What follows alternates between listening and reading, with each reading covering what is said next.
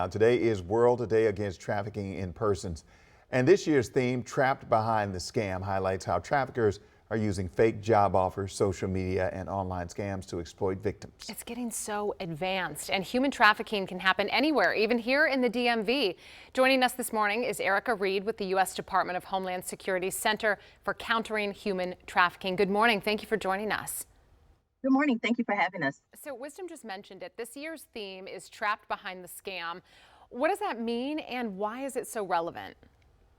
So, trapped behind the scam is we have to think how traffickers target those that are victimized by this crime.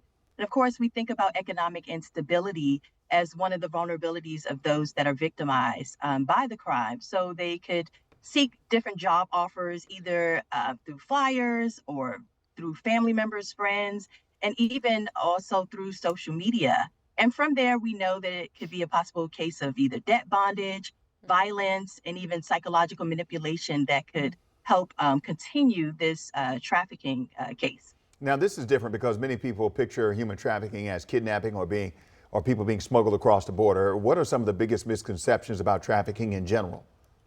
So a lot of times people do assume that the misconception is that kidnapping and smuggling is the only form, but we know that it could be psychological manipulation and fully understanding what human trafficking is. So human trafficking is a crime, and it's a crime of exploiting a person. It's about using a person, and they can do it through force, which is what people focus on the most. But what happens when it's fraud and coercion, which could go back to those debt bondage or either psychological manipulation or enforcing shame as well. Man, scary to hear you detail it like that. We're curious, do we know how widespread human trafficking is, specifically in the DC, DMV region, and are there any trends you're seeing locally? So when it comes to, I know today is World Day Against Trafficking in Person, and we focus on forced labor. So when it comes to forced labor, we know that it's actually very underreported because people are not aware of how to identify forced labor or what human trafficking is. So I think that's one of the most common things when it comes to human trafficking, not just forced labor, but also with sex trafficking, how to identify it. And like you all said, as far as people being kidnapped and smuggling, in some cases, a person that's victimized by the crime can go home every day. So just fully understanding what human trafficking is one of the biggest things that we want people to understand. And that's a big trend. All right. What are some of the warning signs that someone may be a victim? So some of the things that we think of course, is when we think of younger people, we can think of maybe they're getting newer or new items. Their conversation is a little different. Maybe they have someone that's providing them with these things. We also think in the lines of forced labor, we can think about debt bondage. A person that can't get out of these spaces.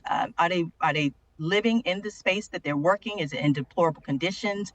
Those are some of the things, especially when we think of forced labor, we can think about construction.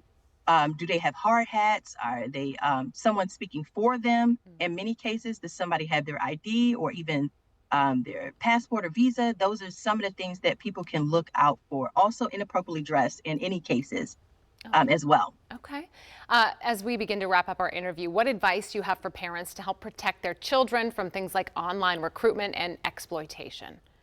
Go to our website. You can learn about how to talk to youth about human trafficking. You can also learn about human trafficking for adults.